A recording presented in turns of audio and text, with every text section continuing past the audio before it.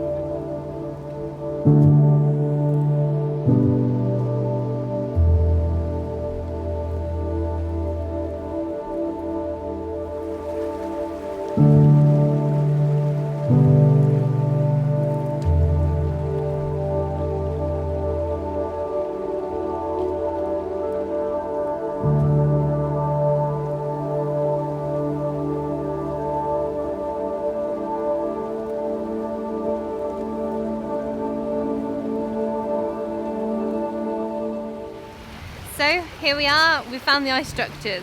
So we're at the bottom of Penny Fan, and along the river a lot of the fallen water from the hills and the mountains has frozen overnight. I could see them yesterday when I was hiking up, and decided that I was going to come here today. So the first composition I found I love. The running river has ice formations on the rocks, and some of them are still clinging on and slowly melting. So I'm doing kind of a long exposure. It's just a couple of seconds just to catch the movement of the water, and I'm focusing on the foreground, the middle ground, and the ice structure which is in the foreground. So I'm going to stack those images together. It might be I don't need to do that because the movement of the water, you won't see any detail in the foreground rocks, but we'll see how the image turns out.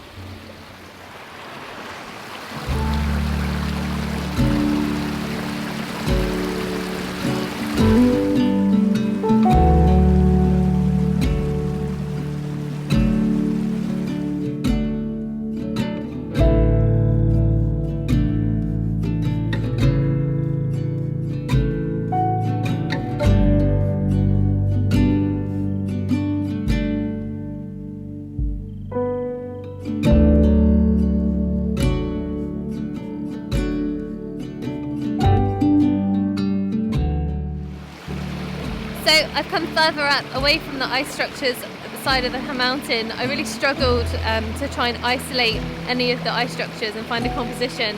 A lot of the weeds were causing distractions, so I've decided to head to the middle of the river.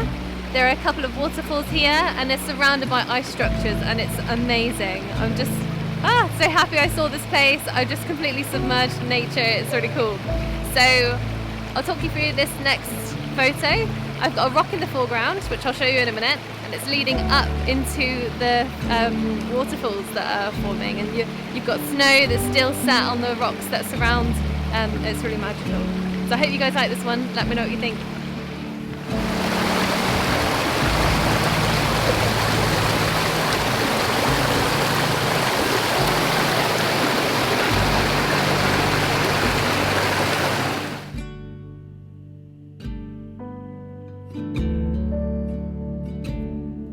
Oh, it's Baltic. So I've done another long exposure, same as before, but just a different composition. This one is really cool. I'm not quite sure which of the two I prefer. I have to get them into Lightroom to have a little look.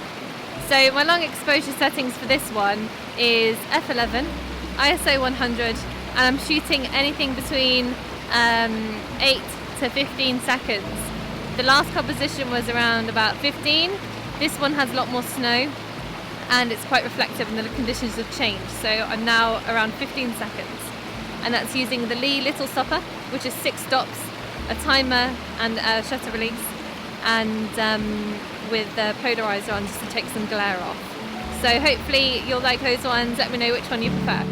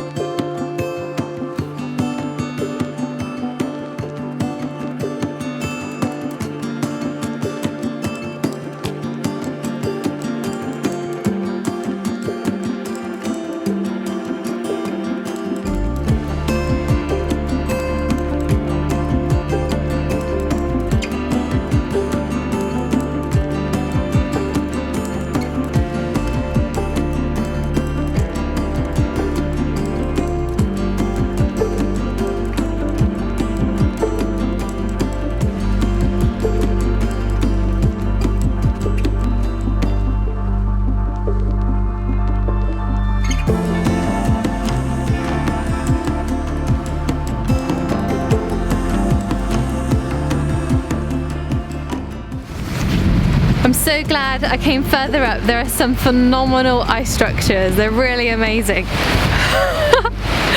Go careful, Susie. So I'm going to turn you around so you can have a little look.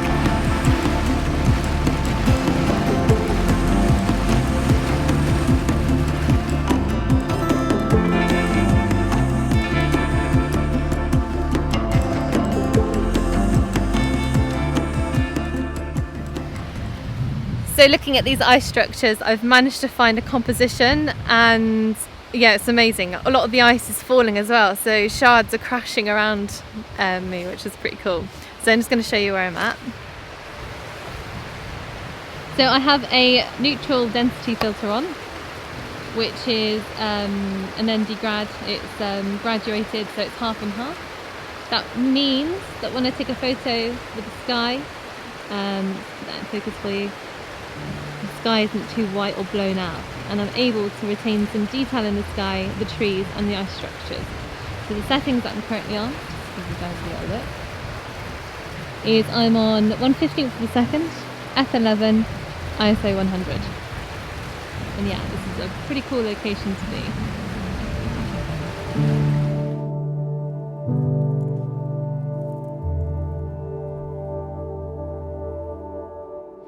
So that's the end of my vlog. I hope you've enjoyed this landscape photography video.